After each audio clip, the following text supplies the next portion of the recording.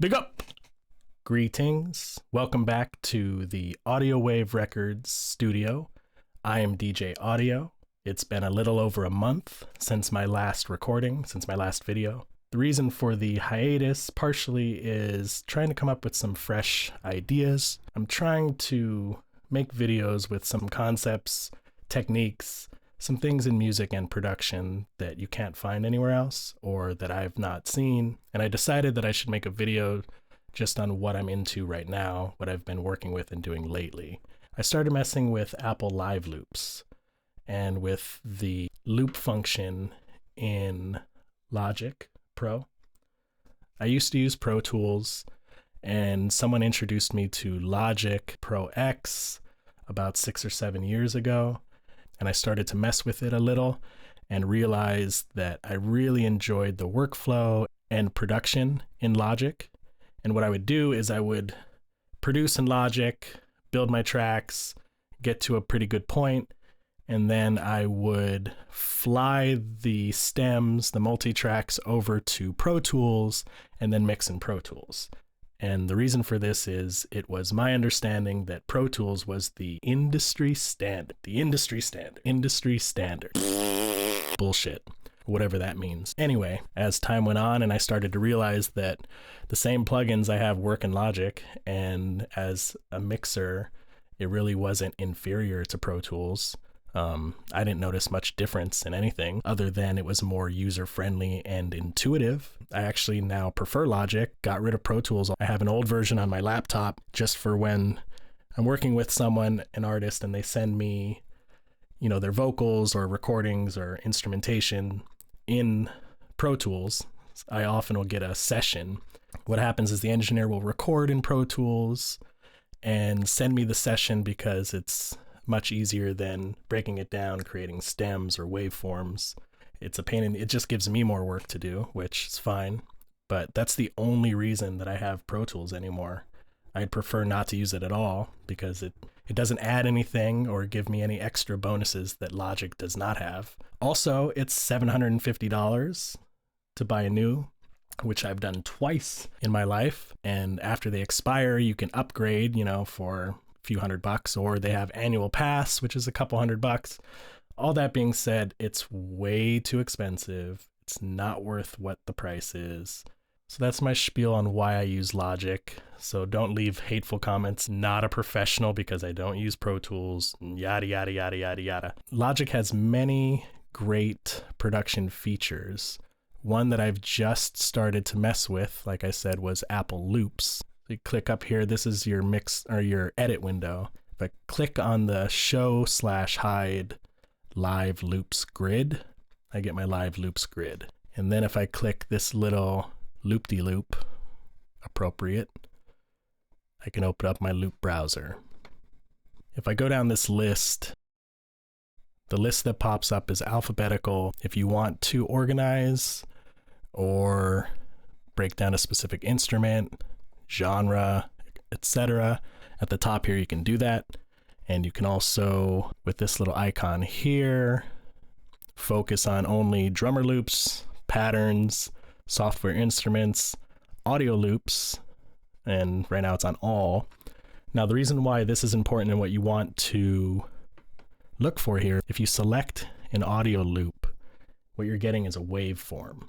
So that waveform can be manipulated in some sort of ways, like you can change the key, adjust it to fit your tempo exactly. If you choose one of these audio waveforms and you drag it in, all these loops are royalty free. Personally, if I'm making something, I don't want anyone else out there to have the ability to make something that sounds similar, so I would really alter these quite a bit. But for today and this tutorial, I'm going to keep it pretty straight and simple, just as a how-to on the basic level when it comes to putting these in and creating these live loops. Because I'm a reggae producer, I mostly listen to reggae, play reggae, I'll build a reggae song. But if you look here, you could see dubstep, and I believe there's one for reggaeton as well. Yeah, reggaeton pop and world. There is no genre for reggae. There are reggae loops in the world section, though you have to search for them. Of course, they're under J, Jamaica, apropos. And I don't mind so much that there's not a lot of reggae loops on here, because in my opinion, reggae is best to be played.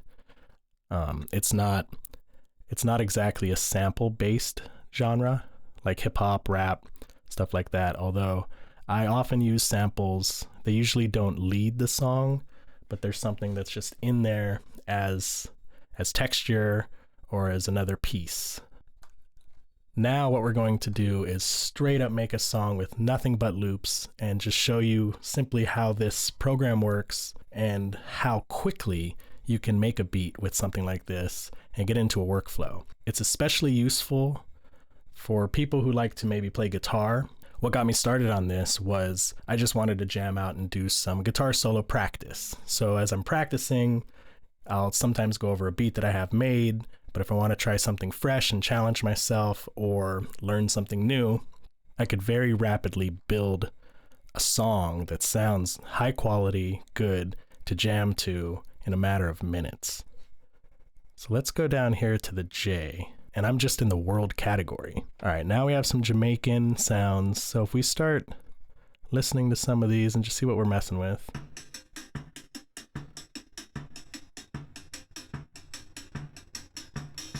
Okay, there's a little drum loop, 100 BPM. I'm setting my beats per minute tempo at 75. Good speed for reggae music. It's a little quick, faster than traditional reggae music. I'm setting my tempo to 75 beats per minute, and the key signature is going to be C minor. So once I find one that I like, this Jagger, Jamaican Jagger, has a good tempo. It's at 75. It's perfect. It's at 75, C minor. Let's put this one in. We're just going to start adding these to the loops and build different stages that we can then fly into our edit window. Let's start with this drum.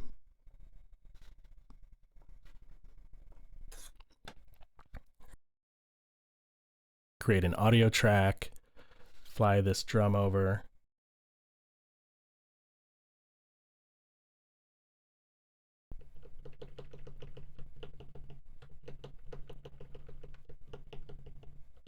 All right, we have a drum loop. So this loop all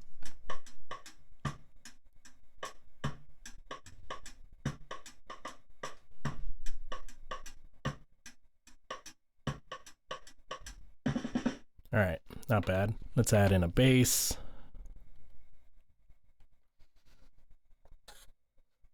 We got our bass, and here we go.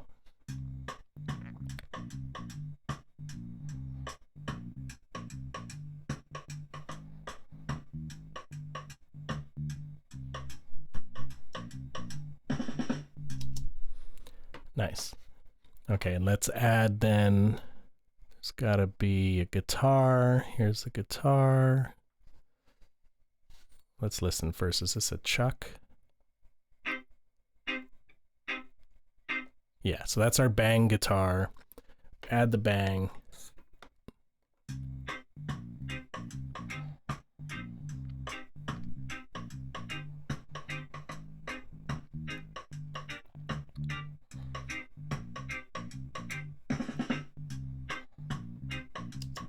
Great. So, I mean, that alone, I can add an instrument track, plug in my guitar, and jam to. I mean, we're already at a point where I got it set up, got a good clean sound, and got good loops going. But let's go a little further and...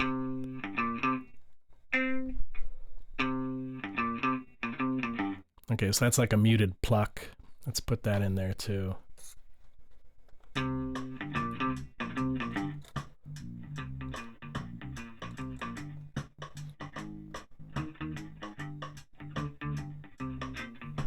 Nice.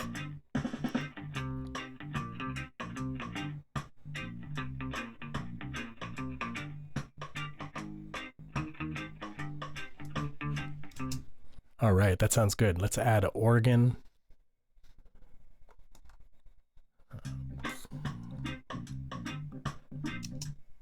That's the bubble organ. So we add that bubble organ in there, we get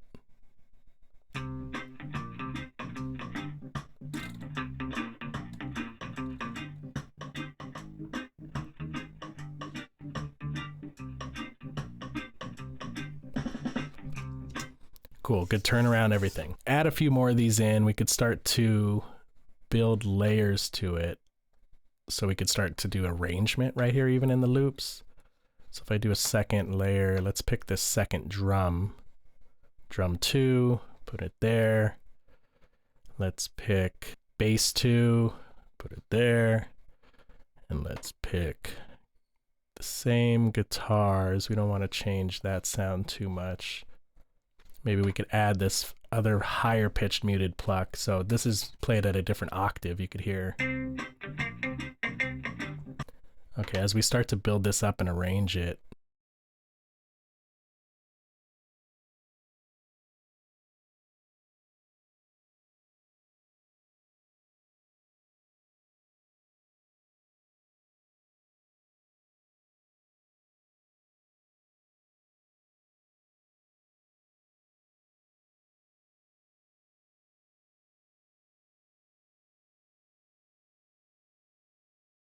okay, you start building these loops and you have different patterns. Add to it, keep it going. Let's maybe put the first bass there. I mean, you could go sort of random with it and it's still gonna make sense and work. So if I start changing these, adding them over, let's do like this. Have one without the bass, but still that muted pluck. Okay, let me start taking these. Then what you can do is you insert them at playhead. So there's the first one. And we're still at that, the playhead moved to the 5th bar. So if I insert the next scene at playhead, it's going to put it at that 5th bar. Insert the next scene at playhead, goes to bar 9. You know, we're in 4-bar loops. So the next scene is at 13 and the next scene is at 17. Okay, let's close this for now. You could see how all these are gray. They're actually inactive right now. So to activate, there's these little 2 arrows, almost like playheads at the top, a left and a right. Click that, boom. They turned on, good to go. Start this at the beginning.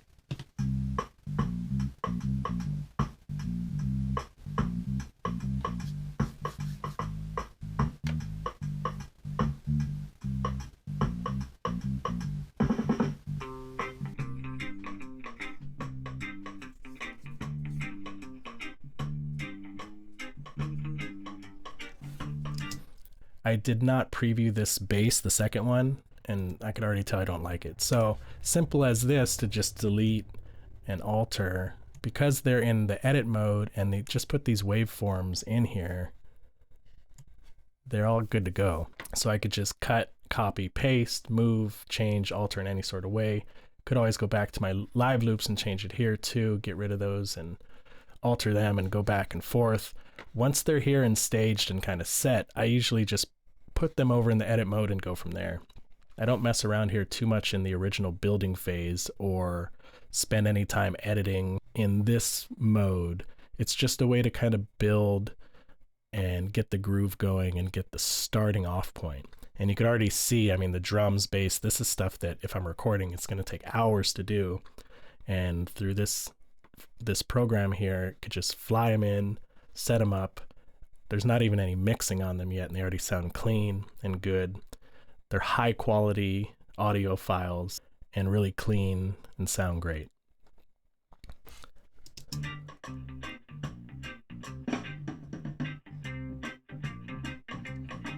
It's really, really nice when that higher guitar comes in on the rhythm that matches the bass, this one here.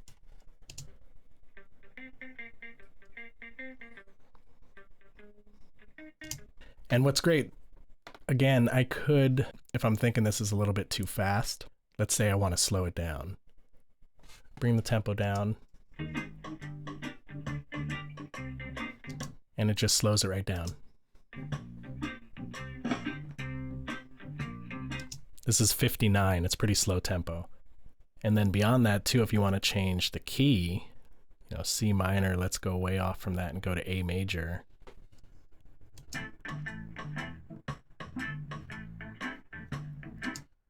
speed it back up, go back to 75, but just listen to the key signature and how the music's changed.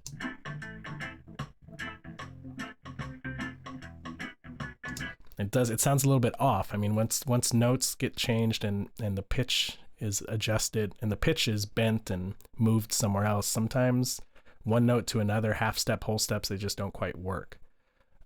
So you could get away with it sometimes, but when you're messing with audio files, with wave files like these blue ones, it's not as easy to change. I'll do a tutorial another time on the same process, but using MIDI tracks and using instrument files, where you can go in and change notes in MIDI, and it's much more precise on what you're doing.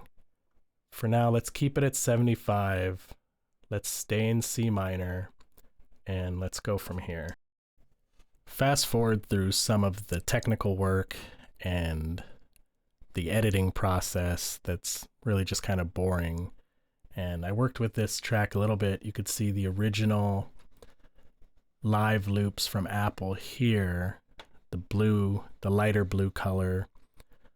And I did some arranging in this section here, which you could see these colors here: green, the darker blue, orange, and the pink.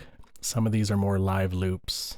They're mostly all live loops, in fact, except for a few piano sections that I played with my MIDI keyboard to add some textures and some synth and that kind of stuff. But the leads, the guitars, the bass, the drums, even the percussion and the flutes that I'm going to play in a moment are live loops. So the only thing that's not a live loop from Apple are the horns that I played and some of the keys. And if you recall, the original was pretty plain. And now from what we had a moment ago in the live loops to this, a more put together, arranged song, you can hear where it's gone. And this is with all plugins and everything as well.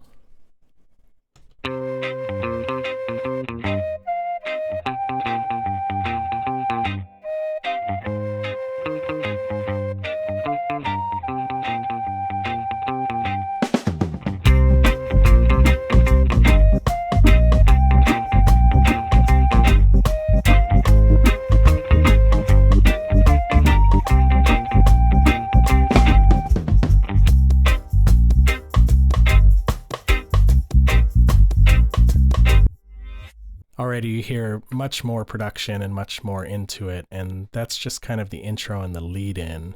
Once it gets to the main choruses, it fills in more, it gets more full and big. So there's a lot of tracks stacked, there's a lot of added texture and instrumentation to this beat. Going from the original loops to this finished product took a few hours actually, in fact, but it's much less time than it takes to do all this from scratch, especially if you're recording the drums, which by itself, just the setup in recording instruments and drums, you spend a day setting your mics and room up before you even start recording. And then the recording takes some more time. So this is cutting out a lot of the work and a lot of the time. This beat is not something that I would use with a professional artist or a singer. I just think it's too generic and it's too easy for anyone out there who has Apple Live Loops to do exactly this. Or at least something very similar to it, because the basic rhythm is not something I wrote. You could always add vocals to something like this and make an original song. There's nothing wrong with that. Again, it is royalty free, so it's at your discretion to do what you choose. Again, personally, I wouldn't. I did want there to be some payoff at the end of this video, so I finished this track in a way to make it sound complete, so that there would be something worthwhile listening to. And now I'll play the entire song start to finish. It's only a few minutes. Give thanks once again for watching the video and subscribing and liking and commenting and all that. If you'd like to see some more in-depth production videos, just let me know. Enjoy the song.